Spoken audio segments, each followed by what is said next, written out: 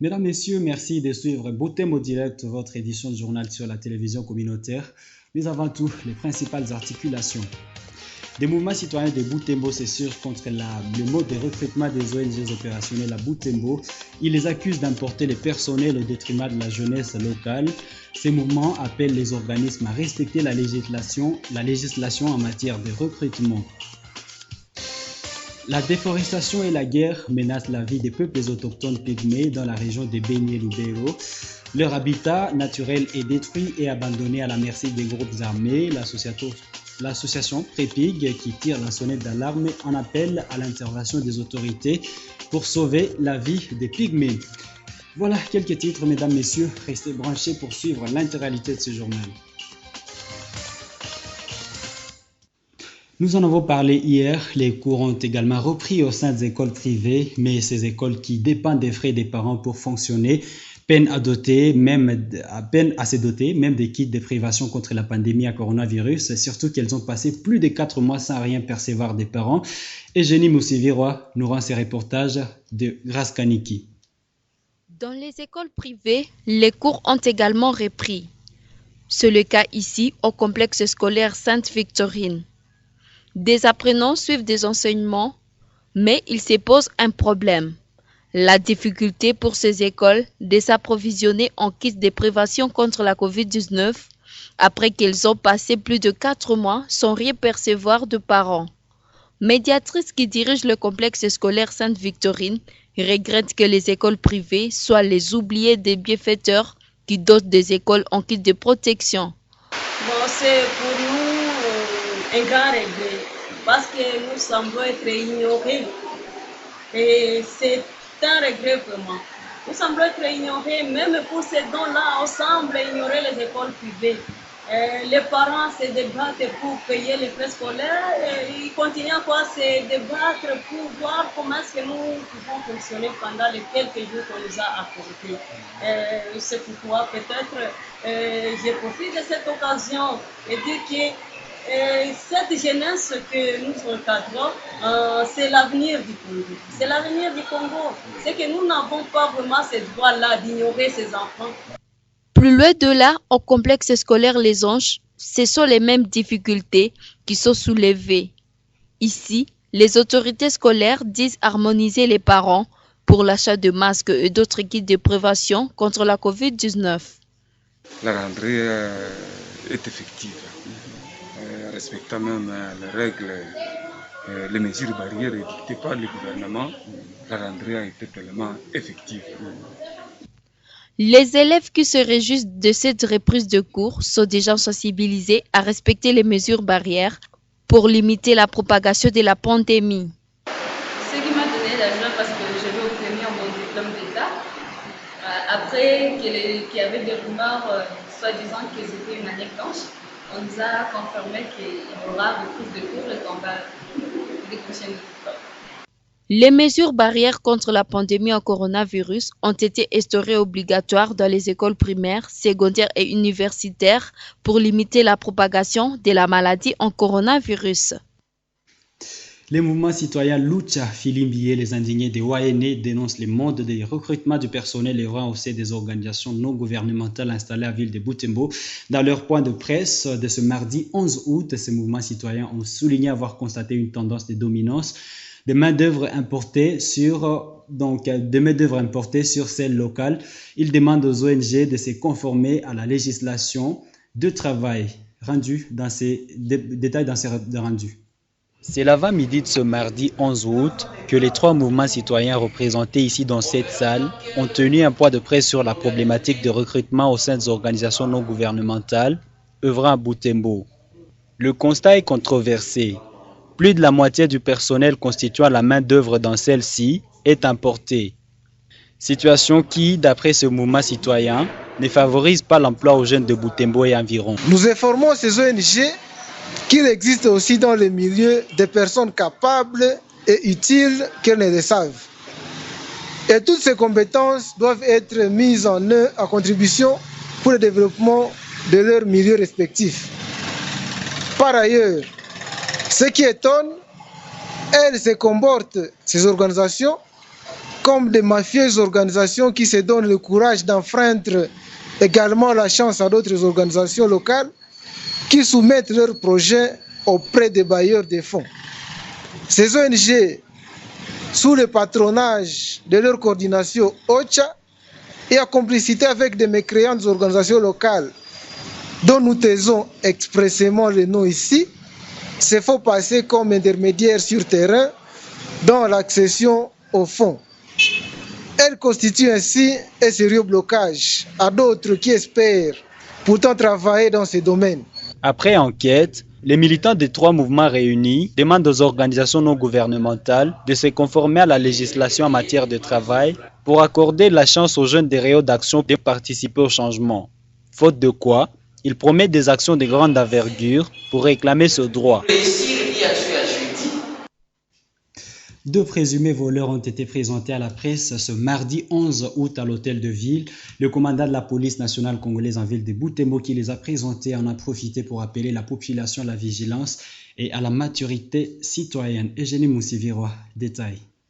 C'était aux environs de 8 heures que ces 2 présumés voleurs qualifiés de récidivistes ont été présentés. Ils sont accusés d'avoir soustrait de batteries et de téléphones dans des habitations au quartier Kimbulu, en commune de Boulenguera.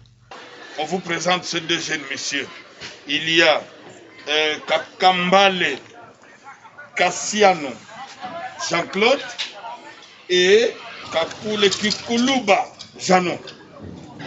Ont été remis à la police par les jeunes gens de la Ferrata Mouchanga. Ce sont des voleurs qualifiés parce que voilà des matériels. Ça c'est rien du tout par rapport à ceux qui sont déjà vendus. C'est rien, par rapport à ceux qui sont déjà vendus. Voilà, vous savez, là aussi, et ça, à Butembo, on appelle ce instrument Kassou. Ce monsieur a été arrêté le 26 janvier 2020. Monsieur Kambale Kassiano Jean-Claude. Il était arrêté le 26 janvier 2020, envoyé au parquet le 30 janvier 2020. Il était avec son frère Mumbere. Mumbere, je crois qu'il est en prison, je ne sais pas pourquoi lui est dehors, ça c'est pas mon problème. Voilà pourquoi je vous appelais et je vous dis que ces 2 jeunes sont maintenant, ils vont être déférés au parquet. Voilà. La victime de l'acte de ce malfrat exprime son soulagement et félicite la police d'avoir permis qu'il retrouve ce bien. Exactement, je félicite la police de Butembo parce que j'avais fait plainte contre l'inconnu et j'avais présenté la plainte à la police et juste lorsqu'on avait retrouvé les présumés voleurs, on m'avait appelé. Le numéro 1 de la police nationale congolaise a fait savoir que ces présumés voleurs seront déférés devant le parquet pour qu'ils répondent de leurs actes. L'Association paysanne pour la réhabilitation et la protection des pygmées, Prépig en sigle, déplore la précarité dans laquelle vivent les communautés autochtones en territoire de Lubero et Beni. Celles-ci ne savent plus survivre suite à la déforestation de leurs habitats naturels et l'insécurité qui sévit actuellement dans leur village. Prépig plaide ainsi pour l'intervention des autorités pour sauver la vie des pygmées. Grâce Kakoko. Selon l'Association paysanne pour la réhabilitation et protection de pygmées, nombreux membres de la communauté pygmée ont fui la forêt suite à l'activisme des groupes armés, mais aussi à l'activité de peuples bantous. Dans les milieux urbains, les pygmées traversent des conditions de vie difficiles. Avec la déforestation, ils n'ont plus où aller pour chercher quoi manger, ou chercher quoi faire comme produits phyto ou pharmaceutiques. Et aussi, même c'est là qu'ils pouvaient tirer les habits, puisqu'on sait qu'avant ils pouvaient s'habiller des écorces d'arbres qui étaient traités de leur propre génie. Alors, avec la déforestation, ils sont obligés d'errer, parce que la seule partie de la forêt qui peut encore leur être disponible, c'est le parc. Ce qui fait que ces pygmées sont maintenant menacés et ils vivent à la merci et ils sont exposés à tout ce qui peut arriver comme situation de famine, calamité. Pour remédier à ce problème, l'association paysanne plaide pour l'accès des pygmées à de nouvelles terres cultivables. Faire participer les pygmées aux démarches pour la sécurisation foncière. Et cette sécurisation foncière est par des contacts avec les leaders locaux, les chefs terriers, lesquels sont ou ont le monopole de gestion des espaces fonciers. En cette période de la pandémie de la Covid-19, le peuple et les autochtones ont adhéré aux mesures barrières. La PREPIG révèle que ceux qui vivent dans les milieux ruraux, comme ceux qui se réfugient en milieu urbain, appliquent les règles d'hygiène grâce aux sensibilisations des différentes organisations. Tout au long de nos séances d'itinérance, nous les accompagnons, nous les sensibilisons pour les bonnes mesures de protection, c'est-à-dire pour les mesures prophylactiques, pour qu'ils puissent se protéger contre ces deux pandémies. Alors pour l'Ebola, il faut noter que cette pandémie était presque affiliée et ou était apparentée à ce que nous appelons les maladies d'origine hydrique, lesquelles maladies déciment aussi les communautés pygmées. Voilà pourquoi, lors des éducations pour les mesures préventives ou pour les mesures contre les maladies des messales, c'était une belle occasion ou un point d'entrée pour prévenir aussi les peuples autochtones contre le risque de la pandémie Ebola. Et parmi les pygmées, on a trouvé même certains qui ont été utilisés comme les leaders dans la sensibilisation de leurs semblables. La PREPIG plaide pour l'implication du gouvernement congolais et d'autres communautés humanitaires dans la promotion des droits des peuples autochtones.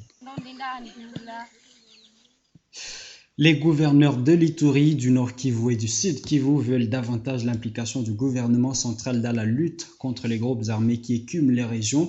Jean Bamani Sasaïdi, Karline Zanzukasivita et Théo Kassi Wabije ont mené ce plaidoyer au cours des audiences qu'ils ont eues lundi à l'Assemblée nationale. Ici, ils ont échangé avec le bureau de la Chambre basse du Parlement, les membres de la Commission Défense et Sécurité ainsi que le caucus des députés nationaux élus de l'Ituri, du Nord Kivu et du Sud Kivu.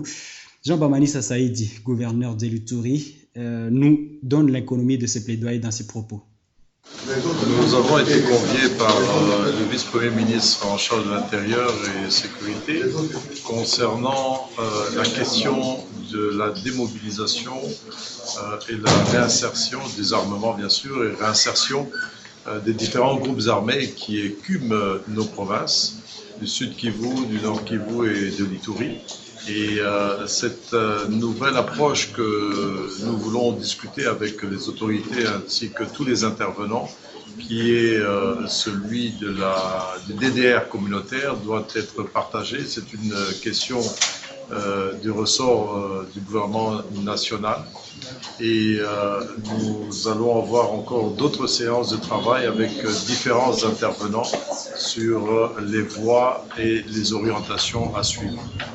Mais ce que nous disons encore, c'est que d'abord, il va de soi que la force appartient à l'armée, donc notre armée, notre police continue à faire un travail et nous voulons aussi consolider la capacité de notre justice, mais en même temps, il y a la question du développement qui doit pouvoir résoudre les besoins de nos populations pour qu'elles ne plongent pas dans les mouvements subversifs. Voici ce qui met donc la fin à cette édition de journal sur la télévision communautaire. Mesdames, Messieurs, bonne suite des programmes sur la Moto TV. Au revoir.